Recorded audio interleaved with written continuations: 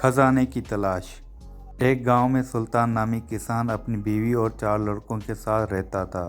سلطان کھیتوں میں محنت مزدوری کرتا تھا اور اپنے کنبے کو کھلایا کرتا تھا، لیکن اس کے چاروں لڑکے سست تھے جو آوارہ گاؤں میں گھوما کرتے تھے۔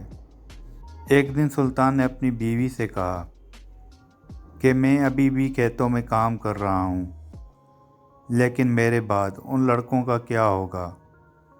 انہوں نے تو کبھی بھی سخت محنت نہیں کی، یہ تو کبھی کھیت میں بھی نہیں گئے۔ سلطان کی بیوی نے کہا کہ آہستہ آہستہ وہ بھی کام کرنا شروع کر دیں گے۔ یوں وقت گزرتا گیا اور سلطان کے لڑکوں نے کوئی کام نہیں کیا۔ ایک دفعہ سلطان بہت بیمار ہو گیا۔ وہ طویل عرصے تک بیمار رہا۔ اس نے اپنی بیوی سے کہا کہ ان 4 لڑکوں کو فون کر کے یہاں بلاؤ۔ اس کی بیوی نے 4 لڑکوں کو بلایا اور آنے کے لیے کہا۔ سلطان نے کہا کہ اب میں زیادہ دن نہیں جیوں گا۔ سلطان پریشان تھا کہ اس کے جانے کے بعد اس کے بیٹوں کا کیا بنے گا۔ اس کی بیوی نے 4 لڑکوں کو بلایا اور انہیں لے کر آئی۔ سلطان نے کہا کہ بیٹے، میں نے اپنی زندگی میں جو کچھ بھی کمایا ہے وہ میرے کھیتوں کے نیچے ہے، میرے بعد اس سے خزانہ نکال لینا اور آپس میں بانٹ لینا۔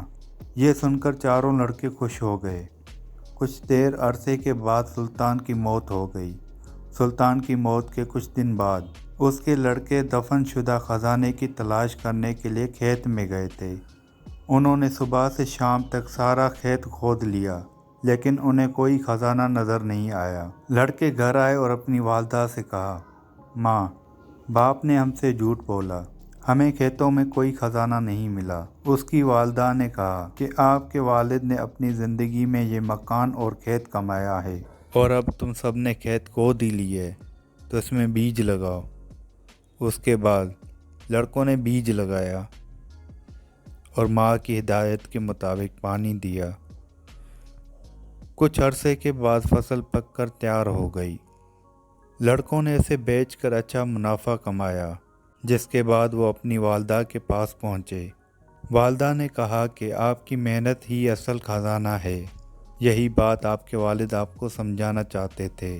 دوستو، اس کہانی سے ہمیں اخلاقی سبق یہ ملا کہ ہمیں سستی، کاہلی چھوڑ کر سخت محنت کرنی چاہیے، کیونکہ محنت کرنا انسان کی اصل دولت ہے۔